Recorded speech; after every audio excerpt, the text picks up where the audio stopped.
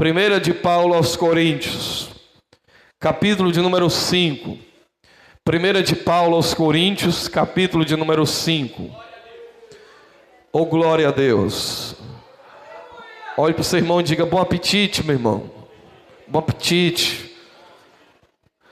Primeiro aos Coríntios, capítulo 5.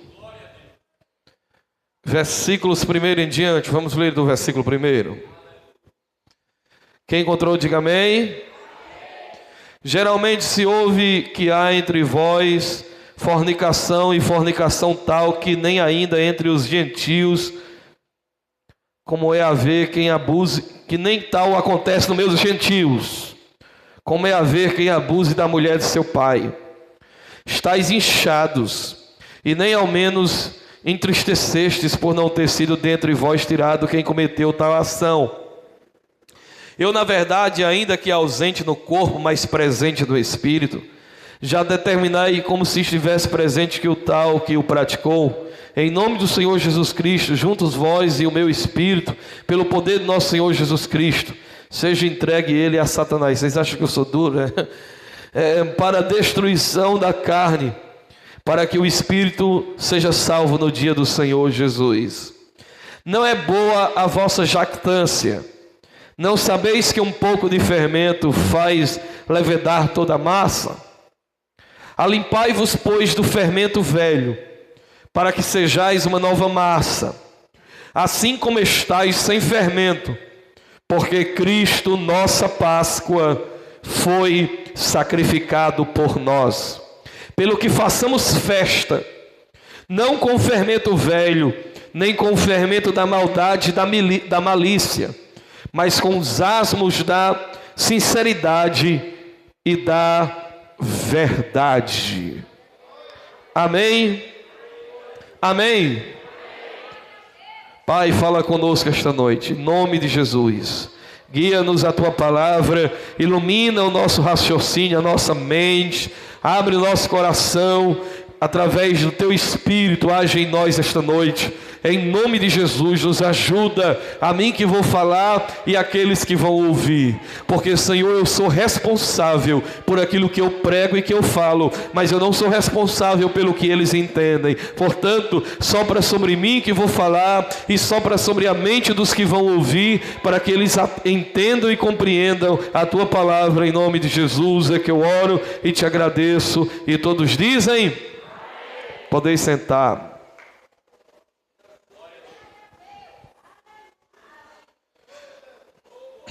Meus irmãos, domingo nós falamos um pouco sobre a Páscoa e o significado da Páscoa, e foi muito para mim maravilhoso, para mim foi simplesmente esplêndido, foi uma delícia para mim foi uma delícia. Eu continuo cada vez mais empolgado.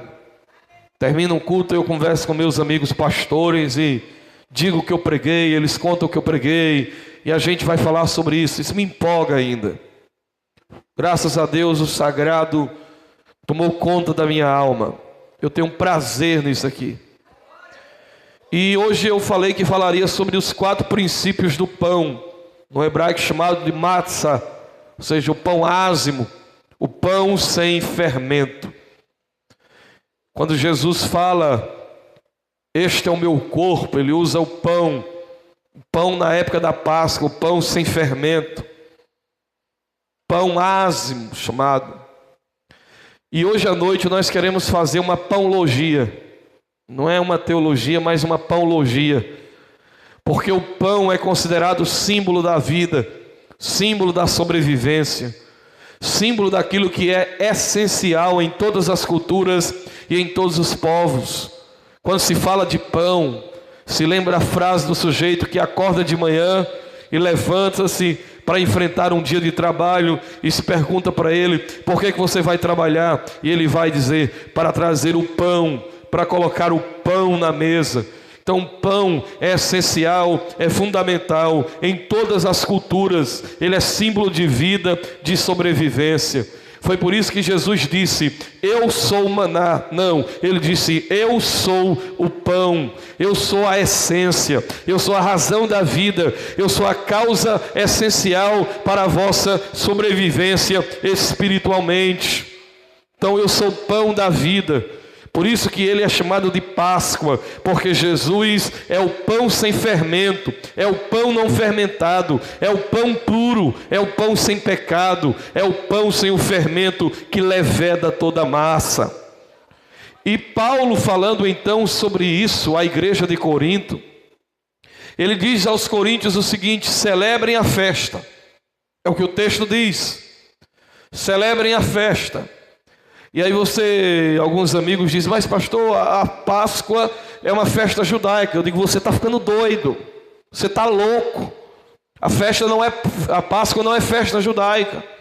Os judeus só seguiram a orientação. A Páscoa é uma festa divina. Foi Deus quem disse: faça assim, faça desse jeito, realize assim. E Paulo diz: igreja de Corinto, celebre a Páscoa, façam a festa. Mas por que eu que sou cristão posso celebrar a Páscoa? Aí Paulo diz: porque Cristo é a nossa Páscoa. Não é que você vai entrar para dentro de casa, torrar carneiro, ficar comendo a cabeça de um carneiro com sua esposa e seus filhos, comendo a buchada, pão com... Não é isso não. Se quiser fazer, não tem problema também não. Mas é sentar-se, unir a família para falar sobre a grande obra de Jesus de Nazaré na cruz do Calvário, porque Cristo, nossa Páscoa, foi sacrificado por nós. Então Paulo diz: celebrem a festa, celebrem a festa. Infelizmente Roma tirou de nós essa celebração.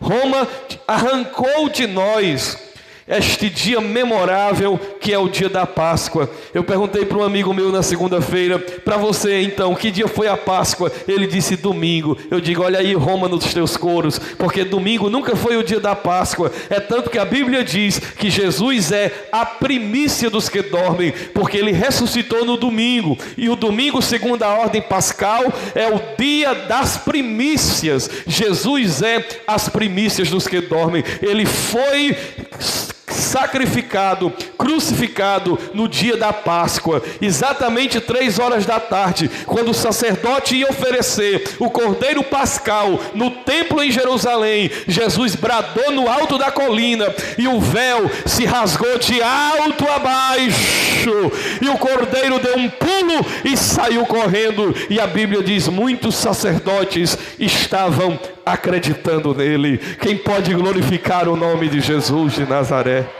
Aleluia! É maravilhoso, né? Que sabor gostoso eu estou sentindo aqui, um gozo maravilhoso. Amém, irmão? Aleluia! Oh, meu Deus, que delícia! Então esse texto mostra que a comunidade celebrava a Páscoa. Celebrem a Páscoa. Agora, Cristo é que é a Páscoa. A vossa Páscoa é Cristo. Mas celebrem a festa não mais com práticas pagãs. Vocês devem celebrar a festa com santidade. Tirem o fermento. E o fermento aqui, ele diz que tem a ver com a prática libertina e licenciosa de um jovem que, a exemplo do que ele estava chamando de fermento, adulterava com a madrasta. E Paulo disse que esta prática, se não recebida com arrependimento e mudança por parte do que a praticou, deveria gerar na igreja um contristamento e uma tristeza pelo aquele pecado, e eles não estavam sentindo isso. E aquela pessoa continuava dentro da igreja como se nada tivesse acontecendo, e Paulo diz: olha, se ele não mudar, peguem e coloquem para fora, para que através da licenciosidade, da vida libertina dele, ele não venha contaminar todo o corpo. E aí Paulo pega pesado: vamos nos reunir, vocês e eu que não estou aí, mas vou estar em espírito, e nós vamos pegar o tal, colocar para fora e entregá-lo a Satanás. E você acha que eu sou duro, porque você não conheceu Paulo. E olha o que é que ele diz: não é boa então a vossa jactância, porque um pouco de fermento leveda toda massa. Olha só, Paulo está falando de algo que quem conhece é padeiro, sobre massa levedada, sobre a questão do fermento.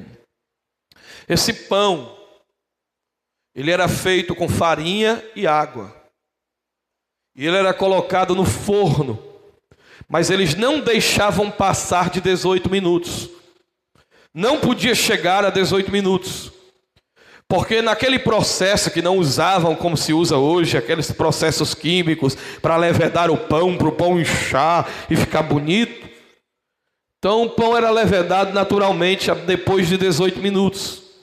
Então ele dizia, olha, quando vocês colocar água, misturar aí com o trigo, com a farinha, vocês coloquem no forno, não deixem passar de 18 minutos. Porque depois de 18 minutos ele começa a levedar, ele começa a fermentar. E Paulo diz, olha, vocês não podem deixar que este fogo, que essa chama dos ímpetos, das paixões, das práticas antigas do pecado, daquilo que é velho, do fermento velho, venha levedar vocês. Vocês precisam cortar o que é mal, antes que isso domine vocês. E aí Paulo diz, vocês já estão sem fermento, porque Cristo morreu para tirar de vocês o fermento. Mas se vocês não tiverem cuidado, os fermentos velhos, se vocês não saírem desta chama, dessa paixão, dos ímpetos, das pulsões, das tentações, naturalmente a natureza de vocês vai começar a levedar o vosso interior e vocês vão se corromper.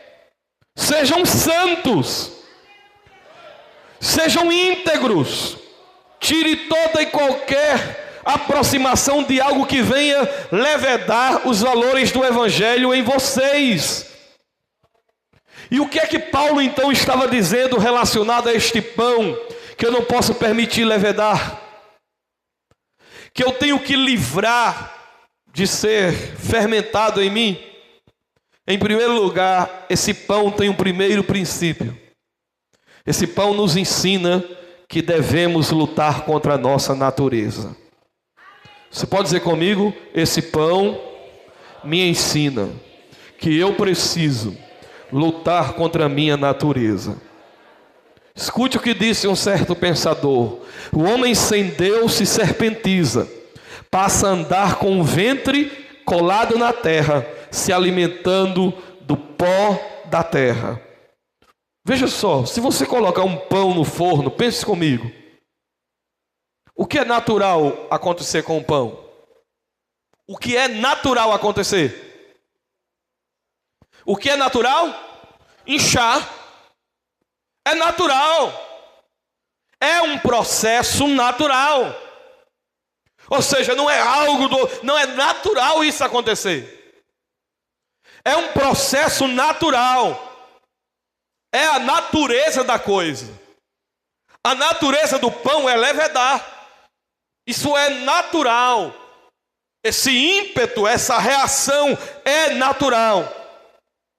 Mas Paulo está dizendo, nós temos que lutar contra nossos impulsos naturais, contra as nossas paixões naturais, contra os ímpetos naturais que estão em nossa natureza, que é natural todo homem e toda mulher ter.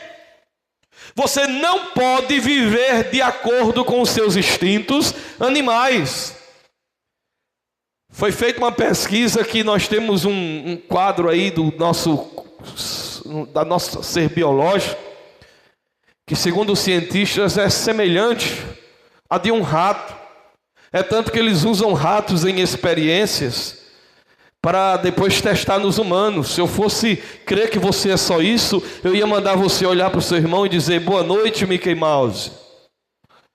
Mas eu não creio que você é só um ser animal. Deus lhe criou a sua imagem e semelhança. E Ele soprou sobre você o Espírito dEle. Mas ao contrário dos gnósticos, dos agnósticos, que condenavam a matéria, nós damos graças a Deus pela matéria. Graças a Deus pelo corpo. Graças a Deus pelo sexo. Graças a Deus pelo paladar, comer uma comida gostosa. Graças a Deus pelos nossos membros. Obrigado, Senhor. Pelos ímpetos que eu tenho, pelas paixões que estão em nós. Mas nós não podemos deixar isso nos dominar e levedar o nosso ser. E como cristãos nós temos uma luta dentro de nós, para que estas paixões, estes impulsos que foi Deus que colocou dentro de você, que foi o Criador que colocou dentro de você, eu não posso deixar-me gerenciar, dominar, escravizar por estas paixões que guerreiam contra a minha alma. Leia Efésios capítulo 2, versículo de número 3. Efésios capítulo 2, versículo de número 3. Olha o que diz sobre estes ímpetos, sobre estas paixões que são naturais. É natural o jovem querer olhar para a moça bonita, é natural passar uma mulher despida e o homem querer olhar, é natural, foi Deus, é natural. Mas porque é natural, eu tenho que lutar para que o fogo dessa paixão não fique tão dentro de mim a ponto de levedar os princípios de Deus na minha alma. Versículo 3. Entre os quais todos nós também antes andávamos, nos desejos, nas paixões da nossa carne, fazendo a vontade da carne e dos pensamentos, e éramos por natureza filhos da ira, como os outros também. Mas Deus, que é riquíssimo em misericórdia, pelo seu muito amor com que nos amou, estando nós ainda mortos em nossas ofensas, nos vivificou juntamente com Cristo. Pela graça sois salvos. Perceba que ao me entregar aos desejos da minha carne, das minhas paixões, eu estava o quê? Morto. Mas agora Deus me vivificou pelo seu Espírito e me salvou pela sua graça.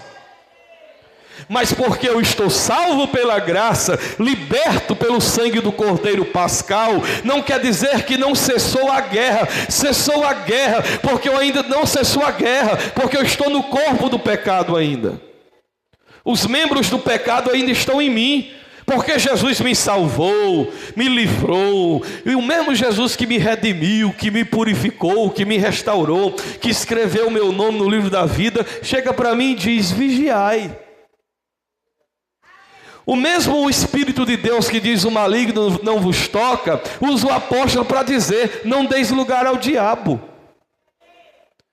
O mesmo Paulo que diz que ele despojou os principados e pôs em vergonha todos os espíritos do mal, é o mesmo Paulo que diz: olha, revistam-se de toda a armadura de Deus para que possais resistir nos dias mal. Ou seja, existe um fermento do qual eu já estou limpo, mas existe um fermento do qual sou eu que preciso lutar contra ele diligentemente na minha vida, porque ele quer me dominar. Por isso que Paulo disse assim, aos Coríntios: quem dera eu que vós já reinasseis. A palavra que Paulo usa ali no hebraico é meler. Você pode dizer comigo? Meler. Pode dizer meler. Você está falando na língua que Deus escolheu, o hebraico, viu? Você sabe por que o hebraico é uma língua santa? Eu vou te explicar. Isso aqui é uma aula teológica, pode-se dizer que é um ensino teológico, porque tem que pregar a Bíblia e ensiná-la. O povo não sabe. Você sabe por que o hebraico é uma língua sagrada? Porque ela vem de Éber, e está na Bíblia que na dispersão e na confusão das línguas na Torre de Babel, no intento daquele Nimrod, que houve aquela confusão, ele querendo chegar ao céu, e Deus dividiu e colocou várias línguas e ninguém se entendia mais. O único que não se corrompeu foi Éber. E de Éber vem a linhagem de Abraão. Portanto, o hebraico é uma língua mantida há milênios. É uma língua santa. E Paulo diz, essa linguagem do hebraico, meler, quer dizer, sabe o quê? Rei. rei. Quando a Bíblia diz que Deus criou o homem e o homem e a mulher eram a coroa da criação, é porque ele reina. Ele reina. Ele domina sobre a terra. Deus criou um homem um pouco menor do que os anjos e maior do que toda a criação. E disse: olha, está vendo tudo isso aí na terra? Domine, sujeite estas coisas, esteja sobre elas. É por isso que o leão olhava para Adão e tinha medo, a onça olhava para Adão e tinha medo, os animais selvagens olhavam para Adão e diziam: não toca nele, porque ele reinava. É o único ser na terra que anda em pé. Os animais andam tudo se arrastando, com 4 patas. Mas o homem anda em pé. Porque ele é a coroa da criação de Deus. E quando a Bíblia fala de homem reinar, e Paulo diz: quem dera reinasseis. Essa palavra reinar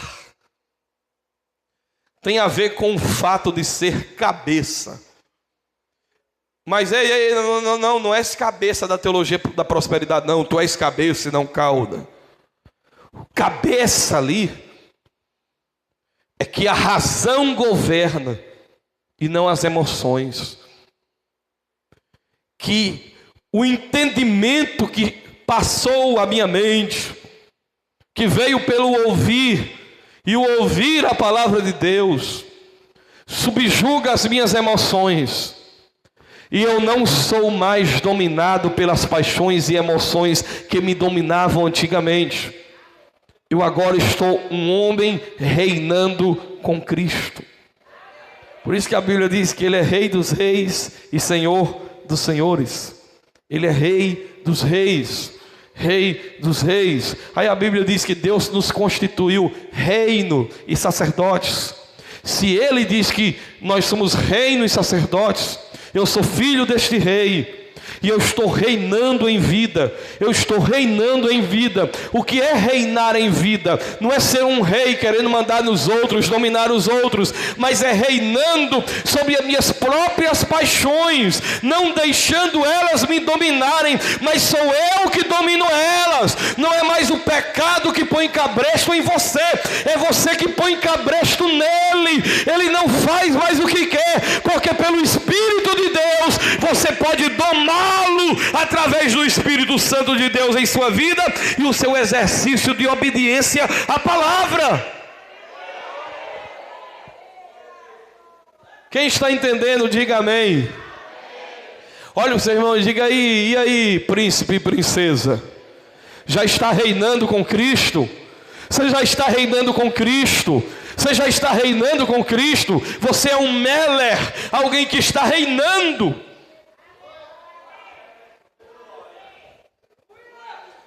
Por isso que Paulo disse: as coisas vão clareando devagar, mas vão clareando. Quem está de pé, cuide para que não caia.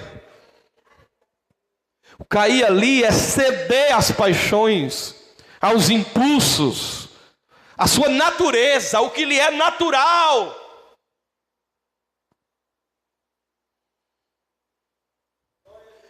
Vamos voltar para o Éden. Deus coloca o homem no Éden e diz: olha, está aí a terra, domina sobre ela. Mas hoje, infelizmente, o homem, em vez de dominar, está sendo dominado. Tem até um funk que cantam: está dominado, está tudo dominado. Tudo não, Satanás. Tem um povo que não está dominado por ti. Tem um povo que está reinando com Cristo aqui na terra já. Por isso que Paulo disse: ei, persevere, vigia, guarda o que tu tens, para que ninguém roube a sua coroa. Glória a Deus, irmão. Aleluia. Bota Adão no Éden. Está lá Adão no Éden. Deus disse: pode comer de tudo. Aleluia. Coma de tudo, Adão. É tudo aí, e Adão está lá tranquilo. Irmãos, sabe o que era Adão? Eu imaginei agora. Era um cara com a bola no pé, uma trave sem goleiro, e ele só... Gol! Gol! Tem algum mérito no Adão chutando a bola sem goleiro e ser gol? Aí Deus disse, eu vou botar um goleiro. Ou tu acha que Satanás lá entrou escondido, Deus estava cochilando, e Deus... viu alguma coisa aí? Não, não vi nada não. E Satanás entrou lá, escondido, se escondeu de trás entrou na cobra, e lá vai Satanás escondido, o pobre de Deus não viu, coitado de Adão não sabia. A árvore que Deus disse não coma, é porque para Deus criar um homem livre, Deus teria que dar a ele naquela hora do Éden um livre-arbítrio.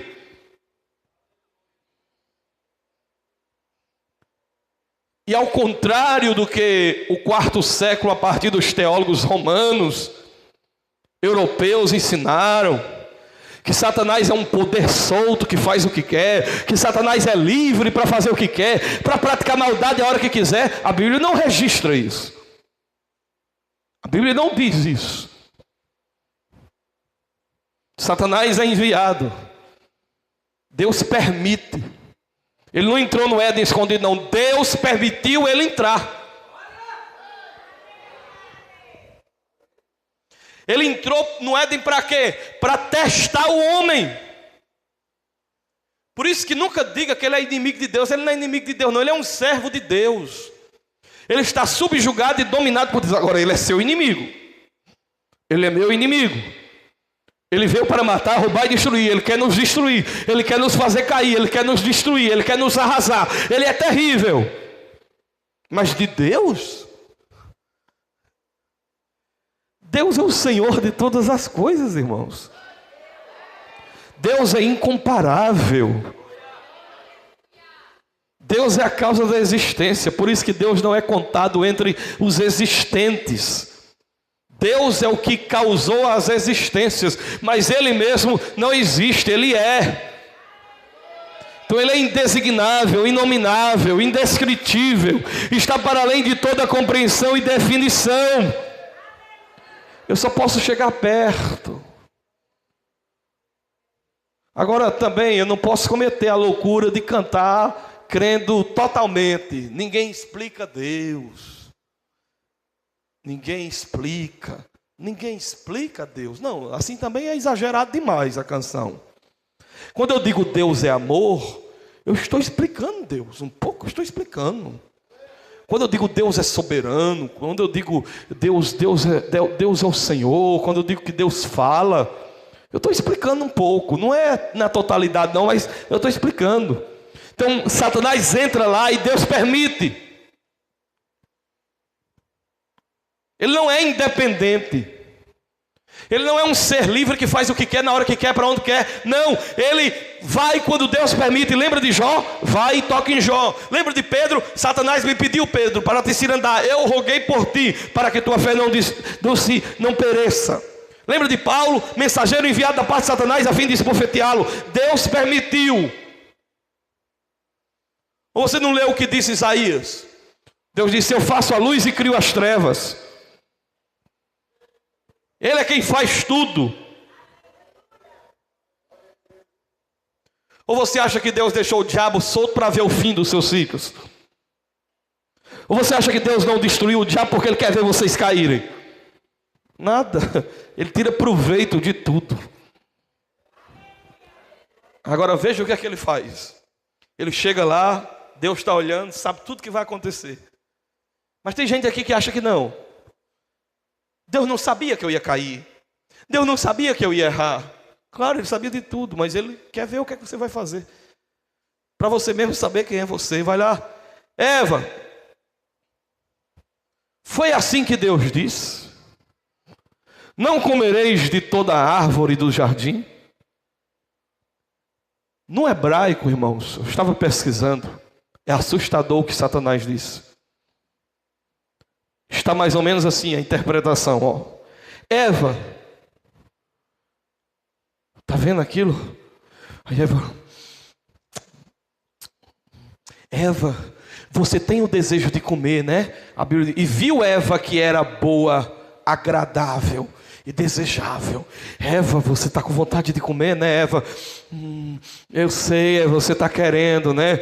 Mas você sabe de onde é que está vindo esse desejo? Foi Deus que colocou ele em você. Você quer isso porque Deus colocou isso dentro de você. Ele disse para você não comer.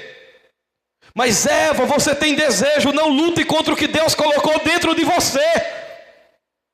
Esse desejo veio de Deus, foi Deus que lhe deu. É natural. É natural você querer comer, esse desejo é natural. Você tem esse desejo porque Deus colocou esse desejo dentro de você. Então, se Deus colocou dentro de você, Deus não pode exigir de você que você não queira o que Ele colocou dentro de você. É sagaz ou não é? É enganador ou não é? Como é que Deus faz eu desejar uma coisa e Ele diz que eu não quero aquilo que Ele mandou eu desejar, que Ele pôs diante de mim para desejar? É aí que está a sagacidade de Satanás.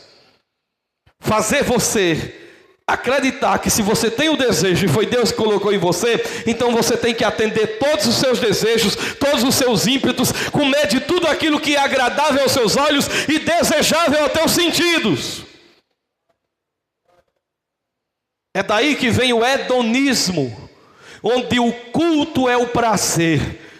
Tudo que me dá prazer, que me gera alegria, que me gera satisfação, tudo aquilo que faz o tempo passar, que me deixa satisfeito, que vai trazer para mim algum tipo de prazer, então eu tenho que pegar isso e comer, e comer, e comer, e empanturrar a minha alma disso. Aí vem o Evangelho e Paulo diz, ei, sabe o que é santidade?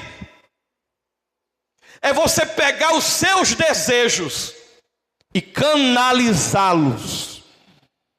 Não é você matar seus desejos. Se você canalizar, matar seu desejo de homem, você vai virar o quê? Um eunuco?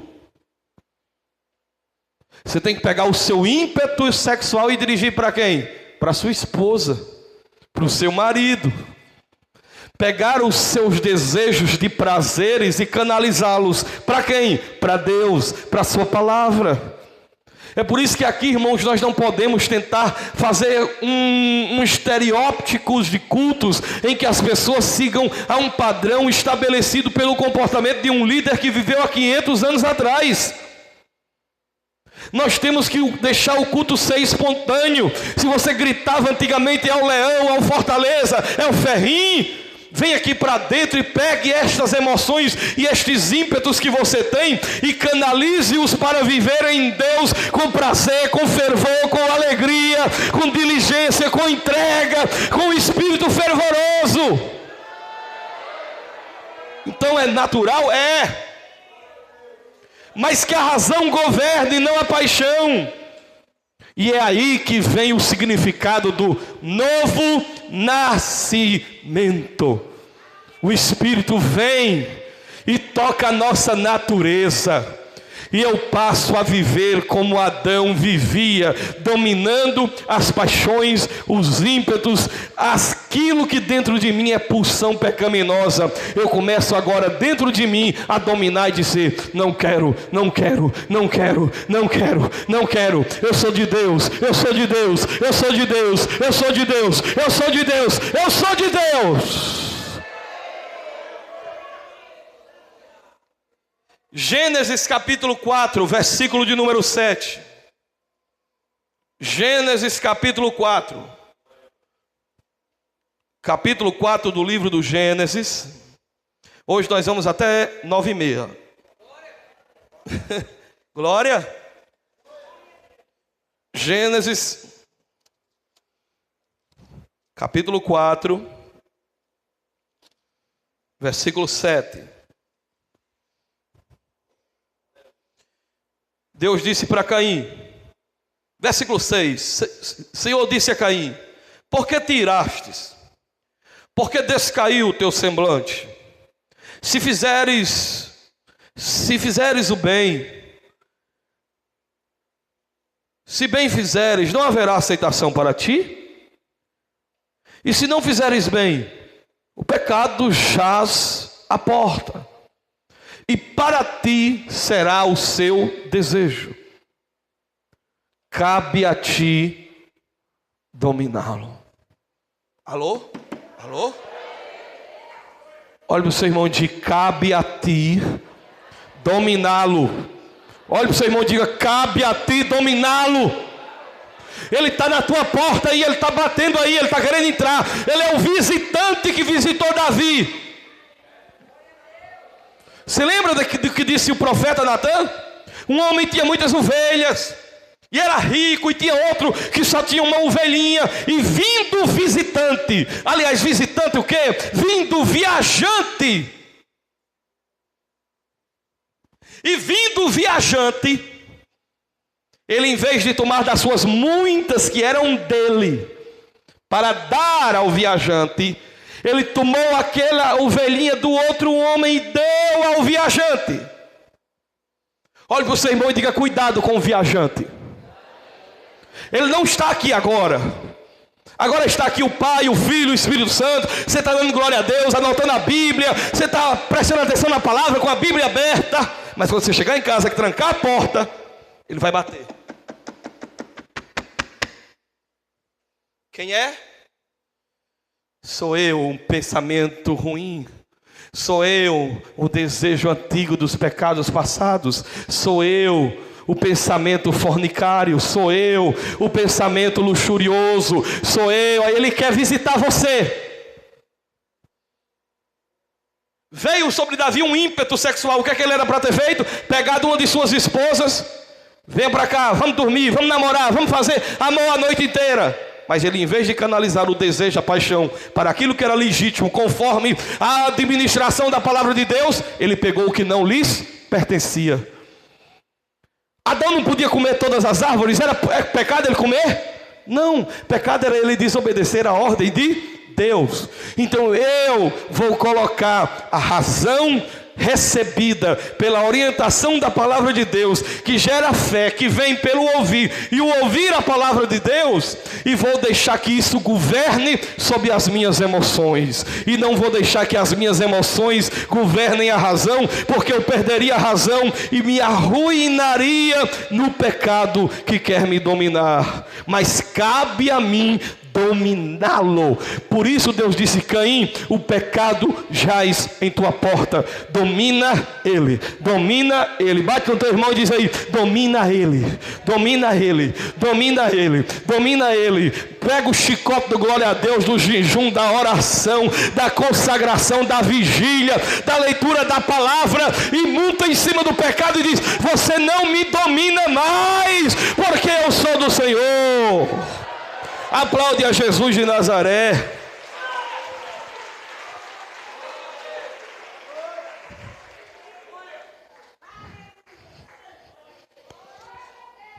Mas espera aí, pastor. Tem que tapar uma brecha aqui. O senhor disse que Satanás foi enviado para testar o homem? Sim. Como Deus enviou para testar Jó. Mas por que então Deus botou a cobra para rastejar? Por que Deus puniu a serpente? Porque a serpente rasteja. Os rabinos dizem: porque Deus cortou os pés dos seus argumentos. Deus cortou as pernas desse argumento que diz: se Deus colocou alguma coisa e você tem vontade, foi Deus que colocou, então faça. Porque agora ela come pó. E o que é o pó? Produção do arbitrário. Todo andar, todo jeito de viver, toda maneira de andar que vai na direção do tortuoso, do profano, do libertino, do escuso, do que Deus detesta. Quando eu vou andando, eu vou produzindo pó. E a serpente, ela vai se alimentando das produções, das cargas, das minhas práticas e das minhas obras, e o mal vai engordando, se agigantando, inchando, levedando sobre mim. Alô? Abra sua Bíblia em Romanos 6 e 12. Romanos capítulo 6, versículo de número 12. Romanos capítulo 6, versículo de número 12. Olha o que é que diz a Escritura Sagrada. Olha a expressão de Paulo. Veja o que é que Paulo diz. Olha aí no versículo 12. Não reine. Não reine. Olha a expressão dele, rapaz. Olha a expressão dele, senhora. Senhor, não reine, portanto, o pecado em vosso corpo mortal.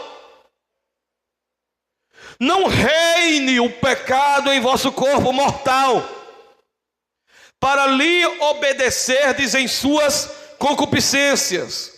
Nem tampouco apresentei os vossos membros ao pecado por instrumentos de iniquidade, mas apresentai-vos a Deus como vivo dentre os mortos, e os vossos membros a Deus como instrumentos de justiça. Porque o pecado não terá domínio sobre vós, pois não estáis debaixo da lei, mas debaixo da graça. Você entendeu esse versículo aqui? Diga: o pecado não terá domínio sobre mim, porque eu não estou mais debaixo da lei, mas debaixo da graça. Eu tenho que explicar uma coisa aqui muito séria. Um erro grotesco, gritante e perigoso. Muito sério. Quando ele diz, olha, vamos ler o 16, eu volto já. Não sabeis vós que não sabeis vós que a quem vos apresentardes por servos para lhe obedecer, sois servos daquele a quem obedeceis, ou do pecado para a morte, ou da obediência para a justiça. Mas graças a Deus que, tendo sido servos do pecado, obedecestes de coração a forma de doutrina que fostes entregues, e libertados do pecado, fostes feitos servos da justiça. Falo como homem pela fraqueza da vossa carne, pois que assim como aprendeste os vossos membros, assim como apresentaste os vossos membros para servirem à imundícia e à maldade para a maldade, assim apresentai agora os vossos membros para servirem à justiça para santificação. Ele diz, olha, nós estamos agora livres, o pecado não terá mais domínio sobre nós, porque não estamos mais debaixo da lei, mas da graça. Aí ele em seguida vai falar de obediência. Olha qual é o problema. Pastor, nós estamos agora livres da lei. A gente era ruim, não prestava, porque a gente estava debaixo da lei. Não. É porque a lei é boa. A lei é boa. A lei é santa. E como eu vivia no pecado, a lei estava em cima de mim. Está em pecado. O pecado é morte. O pecado vai te matar. O pecado não presta. Mas agora, como vocês obedeceram, apresentaram os vossos membros a Deus, e estão agora em obediência à forma de doutrina que vocês receberam, vocês agora estão debaixo da graça. E a lei, pastor? Ela não está mais em cima de mim, ela está dentro de nós, escrita Diz Paulo em 2 Coríntios 3, não em tábuas de pedras, mas escritas no coração. Mas continua aqui, não terás outros deuses diante de mim, não adulterarás, não dirás falso testemunho, mas não mais sobre mim, mas dentro de mim, e sobre mim está a graça de Deus, e a lei escrita dentro de mim, para me guiar, para me orientar. Meu Deus, se não entender, não entendo mais nunca. Não reine o pecado. Porque se o pecado reinar, a lei vai ficar em cima de você. E agora, pastor, chuta a lei, cospe a lei. Não, ela vem para dentro de você. Ela é interiorizada pelo Espírito. E agora ela não existe mais como instrumento de busca de salvação. Mas a lei é usada dentro de nós como parâmetro norteador na obra da santificação. Quem disse foi Calvino. Cristo nos salva por sua graça e escreve dentro de nós a sua lei para nos santificar. Tremendo, né? A lei de Deus está dentro de você, amém? Não mais lei que você agora tem que matar novilho, matar cabrito. As leis cerimoniais, como guardança de sábado, essas coisas aí não. Nós não somos judeus, nós somos gentios convertidos ao Evangelho. Mas o não matarás, o não roubarás, o não dirás falso testemunho, não terás outros deuses. Isso aí permanece dentro de nós, escrito pelo Espírito de Deus. E é por isso que o pecado não tem mais domínio, porque dentro de mim está a palavra de Deus. Antes não, o pecado reinava dentro de mim, e a lei dizia o que eu tinha que fazer e ser, mas eu não tinha poder para ser. Mas a graça de Deus agora reina sobre mim, e o Espírito de Deus me dá poder para viver conforme a palavra de Deus. Aplaude a Jesus de Nazaré.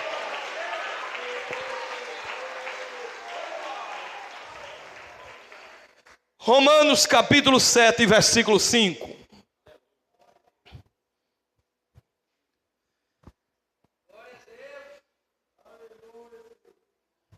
Romanos capítulo 7, versículo 5. Porque quando estávamos na carne, as paixões dos pecados, que são pela lei, operavam em nossos membros, para darem fruto para a morte. Mas agora estamos livres da lei. Preste atenção. Estamos livres da lei, pois morremos para aquilo em que estávamos retidos. Aí, o que é que estão pregando errado? Olha, nós estamos presos na lei. Está errado, irmão. Nós estávamos presos nas paixões, nos pecados, que por causa da lei, que me diz como eu tenho que ser e eu não sou, eu descobri que estou em pecado. Mas não conseguia me livrar do pecado, mesmo a lei me dizendo que era bom. Aí ele diz, olha, mas agora estamos livres da lei. Por quê? Porque ela não está mais em cima de você lhe matando. Ela não está mais em cima de você lhe condenando. Ela não está mais em cima de você dizendo, seu desgraçado. Não! Você está livre dela, porque Jesus a cumpriu. Mas você não está livre dela no sentido de que você tem que chutar ela, cuspir ela. Não é por aí, calma. Eu sou um pregador que prego contra esse negócio de recosturar véu, trazer arca, pôr judaísmo dentro da igreja. Não é isso que eu estou falando, não. Estou ensinando a Escritura. Olha só. Pois morremos para aquilo em que estávamos retidos. Aí os pregadores, nós estávamos retidos na lei? Não, nós estávamos retidos no pecado. Para que sirvamos em novidade de espírito, e não na velhice da letra. que ele está dizendo é: agora você não tem mais que ficar, meu Deus, não, agora você serve com alegria. Não é mais um peso, não é mais com medo, não, agora é com prazer, porque você sabe que Cristo Jesus morreu para tirar os teus pecados, e nenhuma condenação há mais para quem está em Cristo Jesus, que não anda mais segundo a carne, mas segundo o Espírito de vida, que nos libertou da lei do pecado e da morte. Que diremos, pois? Versículo 7. É a lei pecado? De modo nenhum. Mas eu não conheci o pecado senão pela lei. Porque eu não conheceria a concupiscência da lei se não dissesse: não cobiçarás. Mas o problema é o pecado, que tomando ocasião pelo mandamento, despertou em mim toda a concupiscência, porquanto sem lei estava morto o pecado. E eu, em algum tempo, vivia sem lei, mas vindo o mandamento, reviveu o pecado e eu morri. Por quê? Porque ela é boa. Paulo não está dizendo que a lei é boa e depois está dizendo que ela não presta, é isso? Que a culpada é ela? A culpada é a lei? Não, claro que não. Ele está dizendo é que sem lei nós teríamos uma barbárie. Sem lei nós teríamos um mundo que seria um meretrício. Sem lei, um bando de loucos desairados. A lei, ela veio como um parâmetro norteador, mas o problema dela é que eu não quero norte. Eu não quero direção, eu quero fazer o que eu quero. E a palavra de Deus diz que o que eu quero gera para a morte. E eu preciso me submeter a Deus contra o que é natural eu querer. Para que o meu querer não seja mais o querer da carne, mas seja o querer do Espírito de Deus, que agora deve reinar dentro de mim. E para que Ele reine, eu devo andar em espírito, para não satisfazer a vontade da carne. Quem pode dizer amém? Olhe para o seu irmão e diga: Deus em Cristo tocou nossa natureza e lhe deu poder para você vencer as suas paixões naturais. Aleluia, aleluia, aleluia, aleluia e aleluia. Mas esse é o primeiro tópico, é 4 princípios do pão. E agora? A Bárbara diz: quando você estiver começando, beba água.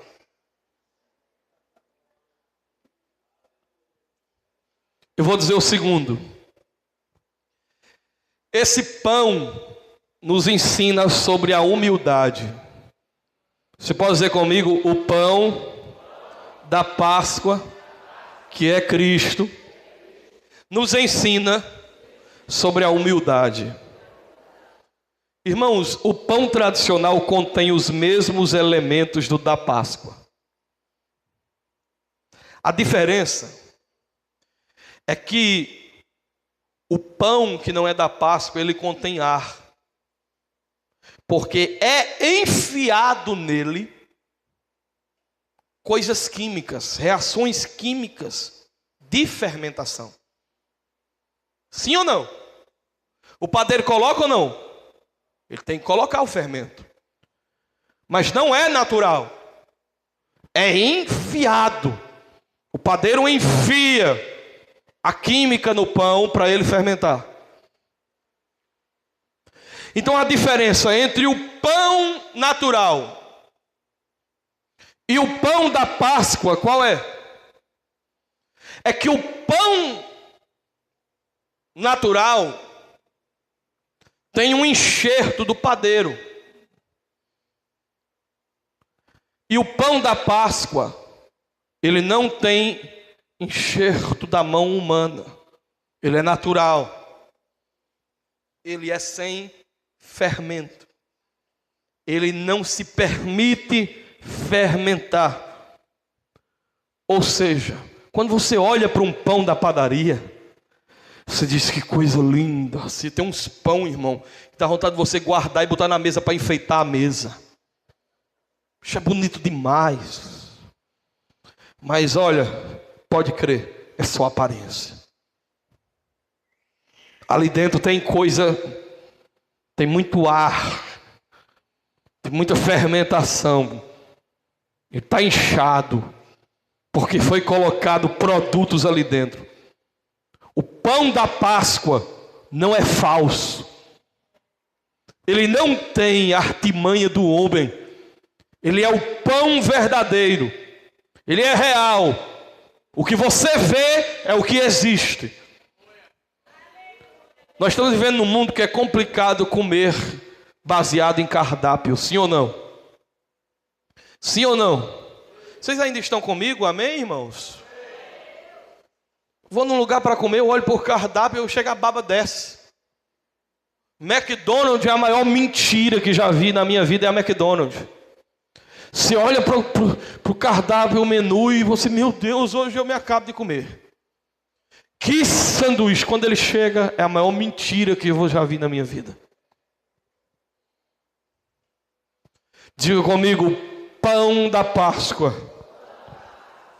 Diga, o pão da Páscoa não tem fermento. Diga, não tem enxerto. Não tem máscara. O que ele mostra é o que ele é. Ele não está inchado. Ele não precisa de ar.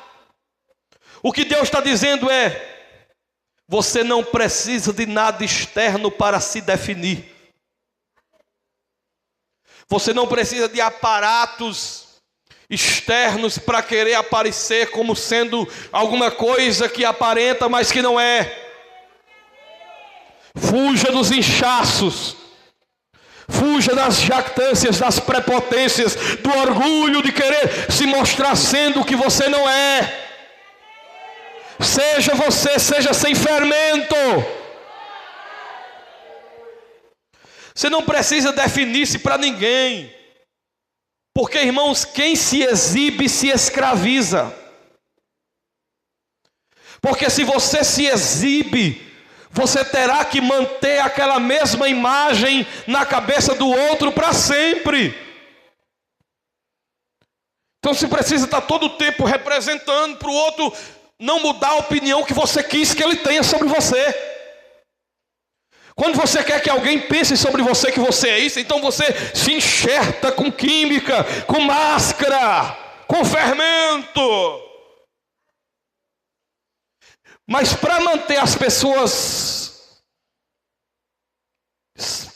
como espectadoras da imagem que você quer passar, você tem que manter o fermento ali. Para manter a aprovação do outro. E para você ter boa autoestima, você quer ter a aprovação de todo mundo. É um problema, você fica escravo. Irmão, deixa eu dizer uma coisa para você. Quem aparece demais é porque não é mais. Você pode repetir isso comigo?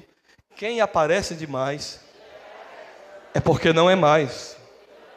Aquela Margaret Thatcher, eu vi uma frase dela que diz assim, ó: quando a dama tem que falar que é dama para ser tratada como dama, é porque ela já não é dama. Vou repetir. Quando a dama tem que falar que é dama para ser tratada como dama, é porque ela não é mais dama. Você vê gente, irmãos, eu vejo no Facebook direto, soltar um pum, eu soltei um pum, eu estou no banheiro, eu estou tomando suco de maracujá, eu estou comendo feijão agora, tudo que faz tem que... Uau!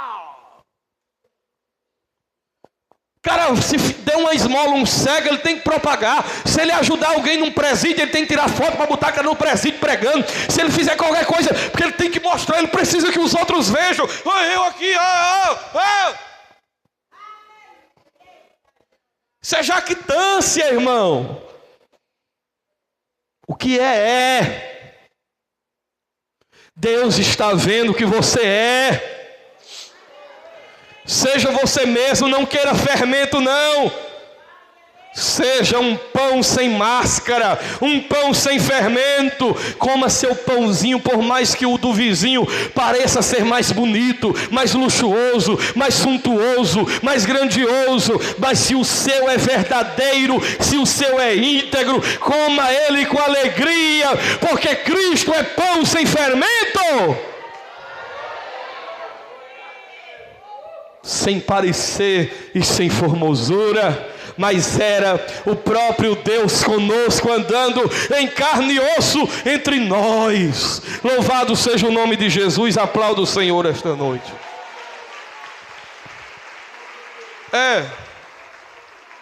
Tá pesando, né? Mas no bucho. Mas eu vou terminar. Terceiro princípio. Esse pão nos ensina sobre a verdadeira liberdade. Você pode dizer comigo: esse pão ensina sobre a verdadeira liberdade. Por quê, pastor? Por que que esse pão nos ensina sobre liberdade? O que é que isso tem a ver? Diga comigo: existe uma forma. Não, foi fraco demais. Oh, meu Deus do céu. Diga: existe uma forma de viver sem fermento.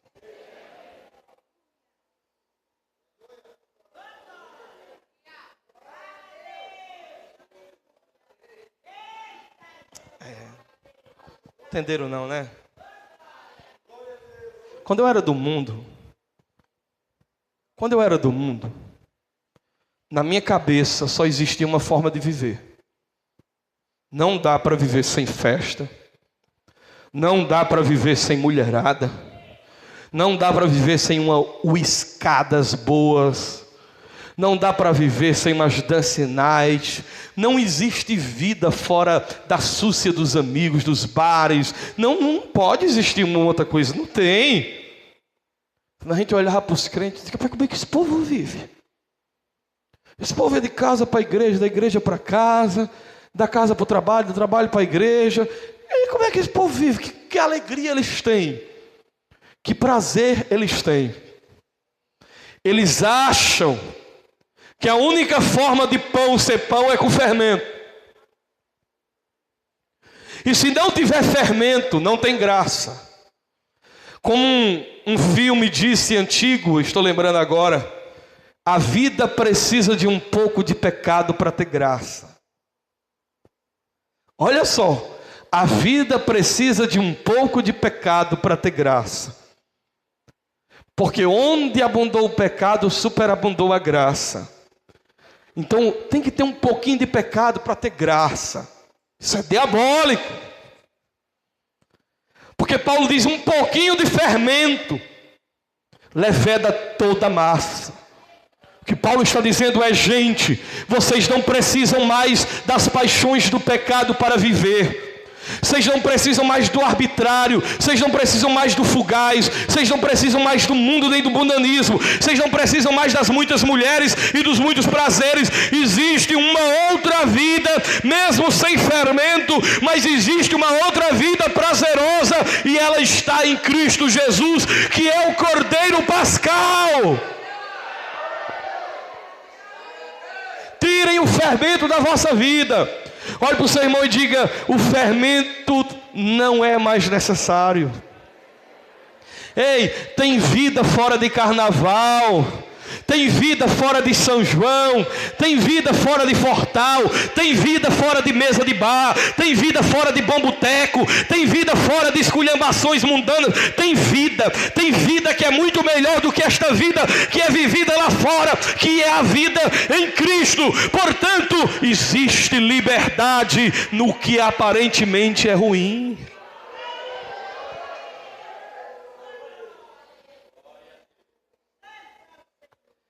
Sabe o que é que há dentro do pão fermentado? Ar. É dessa palavra oco, ar, que o hebraico cunhou a palavra vaidade.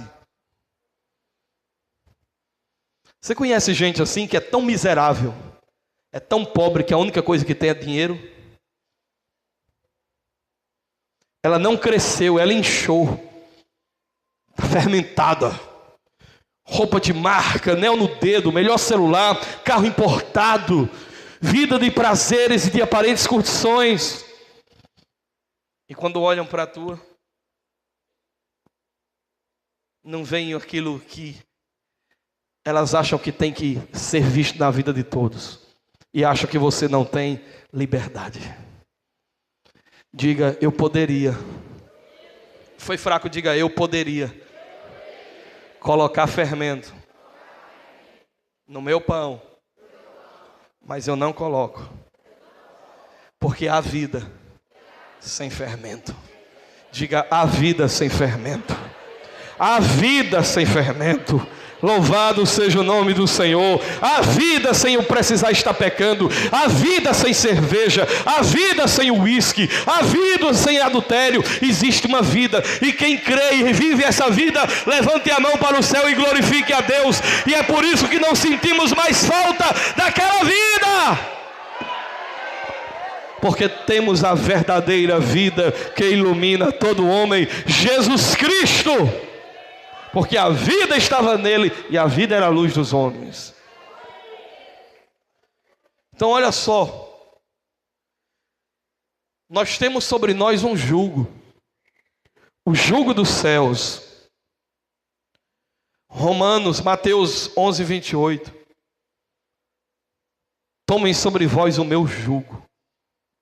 Por que eu estou dizendo isso? Eu vou terminar. Porque a palavra liberdade, se você perguntar para um menino meu aqui, ele vai dizer a mesma coisa que marmanjos de 40 anos dizem. Pergunte para os marmanjos, o que é liberdade? Irmãos, o que é liberdade? Aí você vai dizer assim, é fazer tudo que eu quero.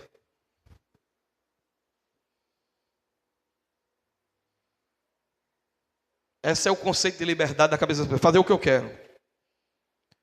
No evangelho não. Liberdade não é fazer o que eu quero. Liberdade é me submeter ao governo de Deus, de fazer pão de um jeito diferente, de fazer pão de um jeito não convencional. Agora se assombrem que o pão que eles comiam no Egito era também um pão sem estar levedado. E depois que eles são livres, Deus manda eles comerem um pão sem estar levedado. Mas por que o pão do Egito não era levedado? Porque eles eram tão massacrados que não dava tempo deles verem prazer, de sentirem o gosto da levedação do Egito, porque não dava tempo de descobrir esse prazer. Mas agora, fora do Egito, eles podiam levedar, porque eles estavam livres e eles podiam praticar. Mas eles se submeteram a Deus em não fazer o pão fermentado. Não porque eles não podem, mas porque eles simplesmente não querem, porque entregaram o seu ser ao jugo dos céus. Tomai sobre vós o meu jugo. A palavra jugo é governo, ensino. Mas em último lugar, para terminar, irmãos, este pão nós aprendemos sobre a redenção. Você pode dizer comigo, eu aprendo sobre redenção. Por trás, irmão, de sua aflição, por trás de sua dor, por trás do seu sofrimento, está a redenção, está a alegria. Se você hoje entrou aqui angustiado, angustiada, se você está vivendo dilemas na sua vida, tenha certeza que por trás desta dor brotará sorrisos. Por trás desta escuridão raiará luz. Por trás desta crise, Cristo vai brotar de uma forma extraordinária em você. Por quê? Porque o mesmo pão que eles comiam no Egito foi o mesmo pão que Deus mandou eles celebrarem a Páscoa. Para dizer a eles, olha, aquilo que um dia foi instrumento de sofrimento, eu vou usar para ser instrumento de vida. Escute isso aqui. Jesus pegou o pão na ceia. partiu. Ele partiu. Agora olha aqui. Ele partiu e deu. Ele partiu e deu. Não, pelo amor de Deus, não é possível que vocês não saibam. Ele partiu e deu. Não ouvi não. Ele partiu e deu. Como é que alguém dá graça em saber que vai ser partido? Se é o meu corpo que é partido, e deu graça. E disse: comam, porque o meu sofrimento, a minha dor, vai gerar vida em vocês. É através do meu sofrimento que a verdadeira vida será produzida em vocês. Por isso que a Bíblia diz: por suas feridas nós fomos sarados. Romanos 8:18 está escrito que os sofrimentos do tempo presente não podem ser comparados com a glória que em nós há de ser revelada. Romanos 5, verso 1, 2 em diante, ele diz: olha, justificado pois mediante a fé, temos paz com Deus por meio de Jesus Cristo. Aí ele vai dizer: e temos prazer nas próprias tribulações, sabendo que a tribulação produz esperança, paciência. A paciência produz esperança, e a esperança não traz confusão, porque o amor de Deus é derramado por meio do Espírito Santo em nossos corações. O pão que eles comiam como escravos, preste atenção, irmão, eles agora comem na Páscoa. O pão da amargura hoje é o pão da alegria. O pão da dor virou o pão da vitória. Louvado seja o nome do Senhor. Porque a morte de Cristo trouxe vida. Alô, alô, venham para perto de mim agora. Preste atenção, muito perto de mim. Chegaram para perto de mim já? É por isso que os judeus dizem também que um dos grandes segredos da Páscoa é José. Vocês lembram quando José viu os irmãos dele? José disse assim, ó, em Gênesis 50, verso 20: meus irmãos, vocês tentaram o mal contra mim, mas Deus transformou o mal em bênção, para a conservação de muitas vidas, e me fez prosperar na terra da minha aflição, e tratou bem os irmãos. Ei, tratou bem os irmãos. Olhe para o seu irmão, bata nele e diga: trate bem os seus inimigos. Trate bem os seus inimigos. Trate bem os seus espinhos. Trate bem os que se levantam contra você. Ei, trate bem eles e não deixe ninguém fazer. Irmão, ninguém vai fazer mal a um inimigo meu. Ninguém. Está proibido de quem quer que seja tocar nos meus inimigos. Eu vou defendê-los. Ninguém toque neles. Não, eu quero protegê-los. Eu vou tratar bem meus inimigos. Por isso que a Bíblia diz: trate bem os seus inimigos. Trate bem os que eles perseguem. Ore por eles. Por quê? Porque eles estão intentando mal contra mim. Mas Deus vai transformar o mal em bem. Deus vai me fazer amadurecer através das circunstâncias criadas por eles. Eles estão sendo usados para lhe aprimorar. O conceito de vosso sofrimento, de dor, gerou história sagrada, porque é da dor, da morte, da angústia e do sangue que Paulo encerra dizendo: celebrem a festa. Celebrem a festa. Celebrem a festa. Celebrem a festa. Celebrem a festa. Fique de pé agora, dando glória a Deus e aplaudindo o nome de Jesus. Quem vai celebrar a festa aí? Aí o mundo diz: então o que é que vocês estão celebrando? Estamos celebrando a morte do Cordeiro de Deus. Mas vocês são doidos, como é que alguém celebra a morte dele? Porque a morte dele,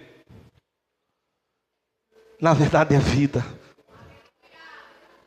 A dor dele trouxe paz, porque o castigo que nos traz a paz estava sobre ele. E por suas pisaduras nós fomos sarados. Igreja de Cascavel, santidade ao Senhor. Santidade ao Senhor. Bata do seu irmão e diga: santidade ao Senhor. É um novo tempo, vocês não estão percebendo. É um novo tempo. Deus está chamando esta igreja para andar pelo modelo de doutrina dos apóstolos, pelo conhecimento das sagradas escrituras. E tenha certeza, o Espírito de Deus vai fazer um grande avivamento, avivamento de transformação, de santidade, não de uma igreja inchada, mas de uma igreja sábia. Não de uma igreja lotada de menino como esse aqui, que dormia com a madrasta e ficava dentro da igreja dando aleluia. O que Paulo está dizendo é: se vocês comerem o pão sem fermento, a negada que gosta de fermento não vai ficar aí. Pregue o evangelho, e quem quer fermento vai embora. Só vai ficar quem quer doutrina pura, evangelho puro, palavra pura, ensino puro, verdade pura. Alimpai-vos, pois, do fermento velho, para que você seja uma nova massa. Fermento velho não é lei, era o pecado. Ele está falando do pecado de um jovem dentro da igreja. Tem que pregar a escritura, irmão, sendo fiel à escritura. Ele está falando da insensibilidade da igreja que sabia da vida desmantelada do rapaz e não estava nem aí com o pecado dele. Se conformaram. Dentro da igreja está cheio de amante, de prostituta. Os irmãos ficam com amante dentro da igreja. E a gente olha e diz: não, é isso mesmo, deixa aí. Não. Vocês eram para estar tristes por ter isso no meio de vocês. Aí Paulo diz: olha, sujeitos como esses, se não atenderem e mudarem, se arrependerem, eles devem ser colocados para fora. Aí Paulo errou. Tem que entregar para Satanás. Aí Paulo errou. E em 2 Coríntios 2, Paulo volta atrás. Porque o menino, irmãos, entrou em uma depressão. O povo começou a tratar ele como leproso. Ninguém chegava perto, ninguém falava com ele, ninguém estendia a mão. E o menino ficou profundamente contristado. Aí Paulo disse: não vamos fazer isso, para que Satanás não alcance contra nós vantagem, porque não desprezemos os seus desígnios e intentos. Mas se o tal está contristado, já basta sobre ele a calamidade do seu próprio sentimento. Se vocês perdoam ele, eu também o perdoo, em nome de Jesus Cristo. A igreja é uma comunidade de amor, de carinho, de solidariedade. Mas a igreja não pode ser uma comunidade de gente que passa a mão sobre práticas que são levadiosas. Nós devemos sim condenar estas práticas e pregar um evangelho sem fermento, mas um evangelho puro, sem fermentação, que gere a verdadeira vida no nosso homem interior e que nos dê poder contra as paixões da nossa carne e que gere em nós a verdadeira liberdade, que traga sobre nós, irmãos, o governo de Cristo, a glória de Cristo, a humildade de Cristo. Aí olha só, eu termino agora, olha aqui, isso é um congresso. O pão tem a ver com o quê? Com vencer os sentimentos, as paixões. Depois o pão tem a ver com a humildade, né? Não é boa a vossa jactância. Lancem fora toda malícia, toda vaidade.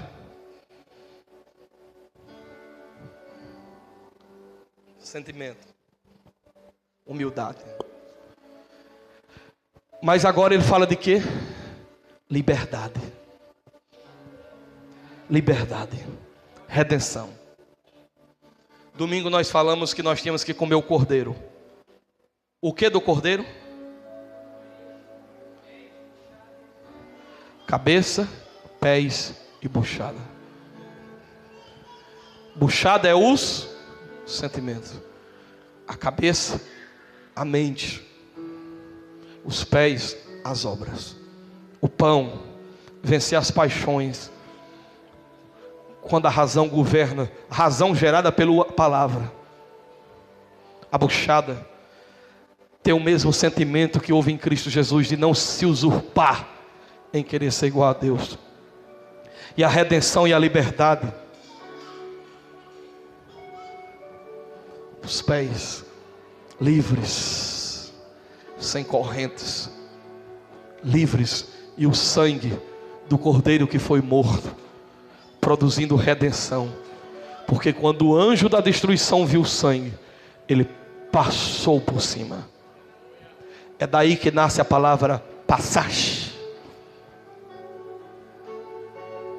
Passagem. Porque ele passou por cima. Aleluia.